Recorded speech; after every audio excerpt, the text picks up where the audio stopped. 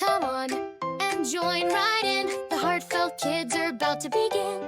Heartfelt Kids are here to play, to learn about Jesus each day. We'll learn the stories from long ago, like Shadrach, Meshach, and Abednego, Daniel and Esther, to name a few, to show us all the mighty things our God can do. We'll jump right in and then we'll see what God has for you and me. Big or small, He'll take care of us all.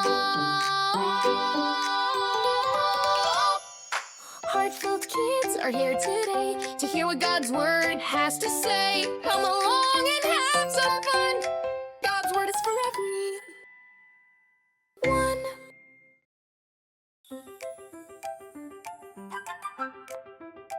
Okay, lunch is ready. Dinosaur chicken nuggets, broccoli with cheese, and apple juice. Dinosaur nuggets? Wait, what is that green stuff? That would be broccoli. Broccoli? Ew! Do I have to eat it? Yes, sweetie. I don't like broccoli! Melody, how can you say you don't like it if you haven't tried it? Dad and I ask you to eat broccoli and vegetables because we love you. We want you to eat healthy. You know, that reminds me of a story your dad was talking about the other day. There were some boys who found out how important the right foods and listening to their parents really was. Oh, they sure did. They ended up being placed pretty high up in charge of a kingdom because of it too. How did vegetables do that? Well, let's take a look and find out. Our story comes out of Daniel chapter 1. Let's head out to the time of ancient Babylon.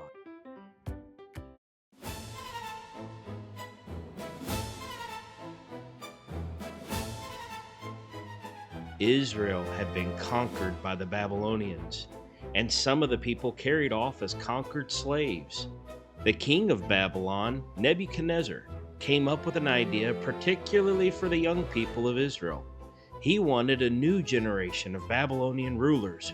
He told his leaders to select young people from the regular, everyday Israeli kids, the king of Israel's children, and the Israeli princes. He wanted only the best-looking, smartest, wisest, healthiest young people who were able to learn their language to come and serve him in his court.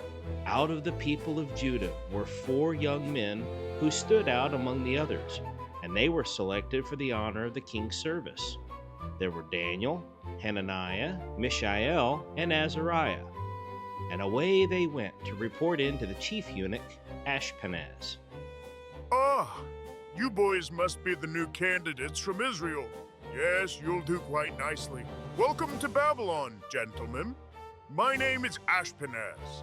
I am the chief in charge of all things regarding your training for service to the king Nebuchadnezzar. What might your names be?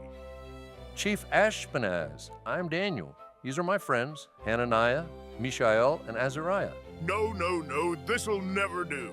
What? Daniel, Hananiah, Mishael, and Azariah. Pah! These are not Babylonian names. You are Babylonian now. You must have good, proper Babylonian names. I have just the ones.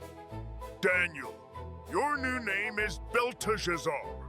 Yes, a good, strong Babylonian name. It means you will keep the king safe.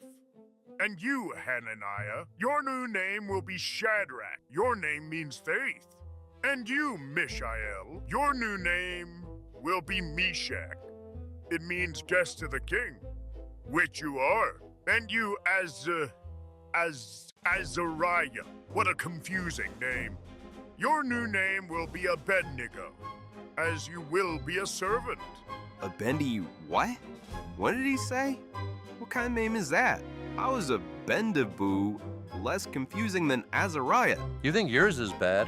At least you don't need 2 pages to write down your name. Cheer up, guys. I'm sure our family and friends will remember our names.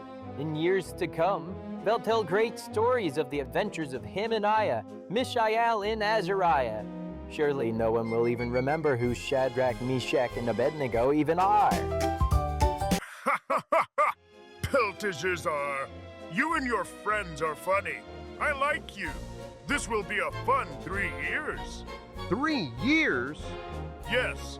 King Nebuchadnezzar has said he wants to train you all in our language and customs and get you ready to be advisors, scientists, and wise men in the kingdom. For 3 years, we will train you in Babylonian knowledge, teach you our language, and feed you from the king's own food. You will literally eat like kings. And where does his food come from? Oh, it's only from the finest cuts of meat, fruits, cheeses, sweet treats, and delicacies from all of Babylon. Ooh, they look yummy. They are taken before our great God, prayed over and dedicated for their service, and taken from our God's altars to the king's court, and now to you. Oh, that's not good. No, it's not. In fact, it was a big problem for Daniel and his friends, because as Hebrews, they weren't allowed to eat food that was offered to false gods. Eating that food was like saying, I trust this God instead of the one true God, and Daniel didn't want to do that. Also, there were certain animals and certain ways of cooking them that Hebrews couldn't have, and the king's food had all this stuff and would have defiled any Hebrew that ate it. That's a lot of fuss over food and a lot to remember. Yes, but it was what God commanded. And Daniel and his friends had parents who taught them how to follow God's law, to do right, and be pleasing to Him. What do you mean? Back then, people didn't know about germs. Sometimes food was left sitting on dirty altars in the hot sun before anybody ate it. God knew it wasn't good for them. Ew, that's gross. Exactly. God thought so too. By saying, don't do that, don't eat this, He was protecting His people, and He taught them to teach their children what He said was right and wrong. Daniel trusted God, and he trusted the parents God gave him who taught him just that. Hello, boys. Hello, Gedaliah. Where have you guys been? You gotta try this stuff. The grilled ribs are awesome. I don't even know what this is, but it's my 3rd plate. Gedaliah, what are you doing? How can you eat this? It's not Gedaliah anymore. It's Bel Num Num now. Belt in a jar. And it's easy. You open your mouth, the food goes in, and your tongue and belly start singing praises. But you know God's law, the law of the Hebrews. Open your eyes, Meshach. None of us are Hebrew anymore. We're Babylonians now. And there's a new God. And this is all his food. I mean, it's great. Ta-ta. Bell Num Num, look at him. More like Bell Nom Nom. He's gonna be bigger than the cows he's eaten in a month. It sure didn't take Gedaliah long to forget about God. Daniel, we can't eat this stuff. I know, we'll defile ourselves. What can we do? Even the food we can eat has all been offered to their gods. And who knows what else has been put on there. Let me talk to Ashpenaz. Chief Ashpenaz, my friends and I are grateful to the king for sharing his prized food with us. However, we are commanded by the God we serve not to eat it. We wish to please the king, but we wish to please our God more. Can we have something different to eat? Belteshazzar, my boy, you know I like you guys. There's something different about you, but I serve Nebuchadnezzar, and he is a man to be afraid of if you displease him. What would he do to me after the training is done and he finds you four sickly, scrawny, weak, and useless compared to the other Hebrew boys who are eating the king's food? He might take my head, or worse. I've heard tell of plans to dig a large hole, a den. They will fill it with lions to throw their enemies into. Could you imagine? No, not me. You and your friends must learn to become Babylonian. This is Melzar. I'm placing him directly responsible for you four. Go to him if you have any further needs. Melzar, please. We will not eat the king's food. We cannot. Think about this. King Nebuchadnezzar is going to ask, what happened? How come these 4 kids look like they've never eaten or exercised in their lives? And he's going to punish Ashpenaz. And guess who's next? Me! And mine will be way worse. Melzar, give us 10 days. Only give us vegetables to eat and water to drink.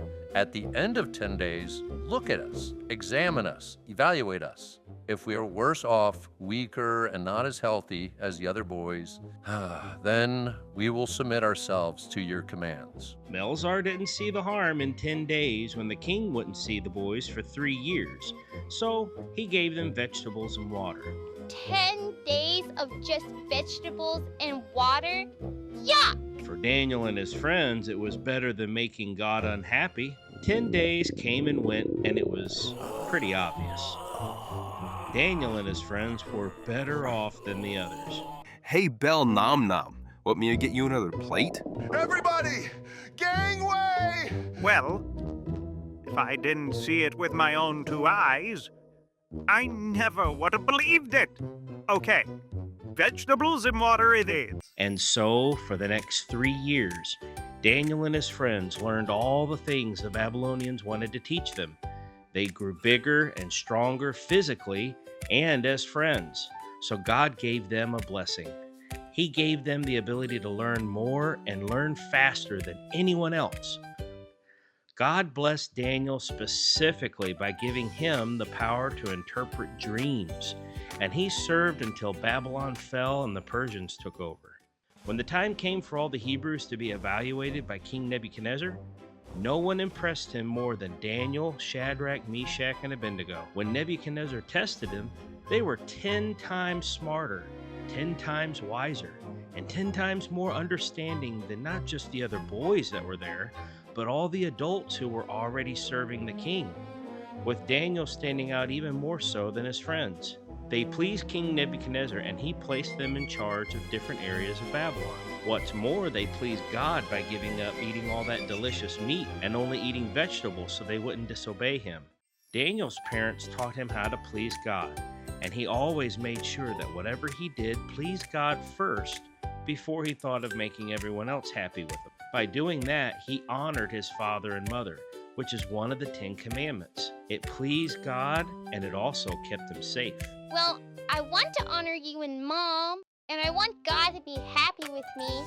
I just wish that they look so yucky. Oh boy, dinosaurs. And, oh wait, dinosaur trees. Huh? Yeah, look. The broccoli looks just like dinosaur trees. Whoa! Yep. The big dinosaurs like Brachiosaurus, they loved eating trees. And you know what makes it taste even better? Lava. Hey. Oh, wow. This is really good. I really like it. Told ya. Dinosaur food.